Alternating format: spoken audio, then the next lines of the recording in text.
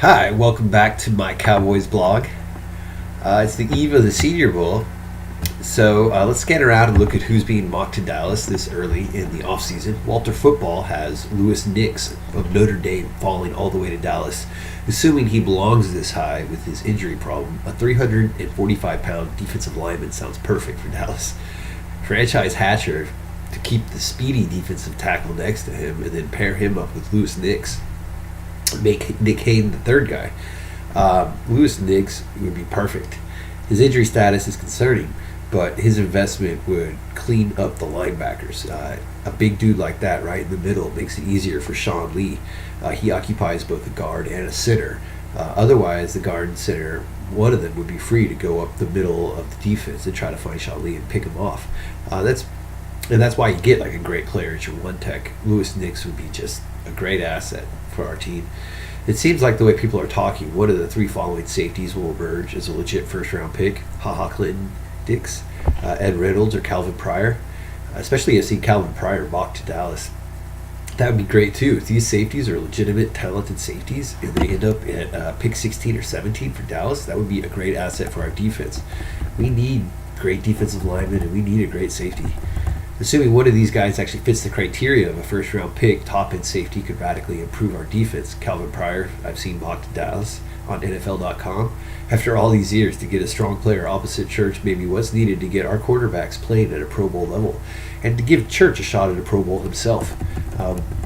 Having a great player at the free safety spot could really elevate every player on our defense. It's that important. There's something about the safety and the middle of the field players, middle linebackers, safeties, and defensive tackles really can impact everyone around them by occupying, by blending, the way safeties operate in a zone while corners might be in man and the safety has the freedom to roam. Having that player with some talent can really elevate the whole defense. So drafting a great safety could really help our secondary. Drafting Louis Nix could do that too. It would help Sean Lee stay healthy, I think, keeping him clean, improving the trash situation in the middle of the defense.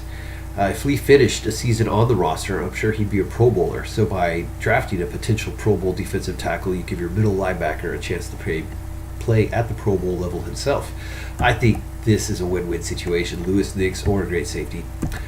Cody Ailey on CBS Sports CBS Sports says Cody of Missouri goes to the Cowboys. I didn't watch much Missouri. He seems like a guy like Von Miller or Alden Smith. I mean, he's a guy who, like them, if he has a good combine, he's going to rise. If he has the athletic traits that stand out as a dynamite pass rusher, then he's going to rise after the combine. So he's not going to be there. If his athletic traits aren't so remarkable that he doesn't belong in the top 10, then he probably doesn't also belong at pick 16. He sounds more like a 20-something pick. So he either has elite athleticism to be in the first 20 picks, or he's out of the first 20 picks. And if he's in the first 20 picks playing his position, he probably goes to the top 10. Schrager's mock draft of Fox Sports had Dallas taking a 248-pound outside linebacker named Khalil Mack. This is on Fox Sports. It's worth noting that not only does Dallas run a 4-3, as Schrager even mentions lining up Schrager at outside linebacker to rush the passer. It's like he's unaware that Dallas does not play the 3-4. If someone asked me who should the Ravens pick, I'd have no idea. But I would project a player into their scheme that doesn't exist. I wasn't impressed with that pick at all. I dislike the jumble this year, at this point in the year, especially picks 15 through 32. One mock draft has the 15th player being picked 32nd in the next mock draft. These vary wildly from source to source, and especially this early. Pre-combine, it's really kind of silly. Here's some players at the bottom of the first round that if we trade down, I'd be interested in. Carlos Hyde is a 235-pound running back from Ohio State. He was a workhorse. He could elevate Dallas's rushing attack and take pressure off Romo. What he is he's about 30 pounds heavier than DeMarco Murray. That's what he is. He's about 0.2 of a second slower, and I think that him, Carlos Hyde, DeMarco Murray, and Lance Dunbar would form an electric rushing attack with three really different running backs that would all complement the zone blocking scheme that we run. So talking draft isn't going anywhere quite yet. I've wanted to give my blog some more structure, so I'm going to lay out a feature that I'm planning. I want to catalog the last 6 years of day 3 draft picks and compare them to some well-known player templates and see where Dallas picked players that were doomed. And then I want to search for reasons the player was drafted. If you've been a Dallas fan for a while, you'll recognize some of these reasons. He was a team captain, high character, team leader. I'd really like to lay into Jerry Jones in a formal, detailed way, specifically for what's happened in Dallas since 2006. There's a lot of anecdotal criticisms of Jerry and speculation about opinions and relationships, but I think we can really detail Jerry's worst talent-picking trait by seeing how he strays from established templates to pick players who have no chance of success in the NFL.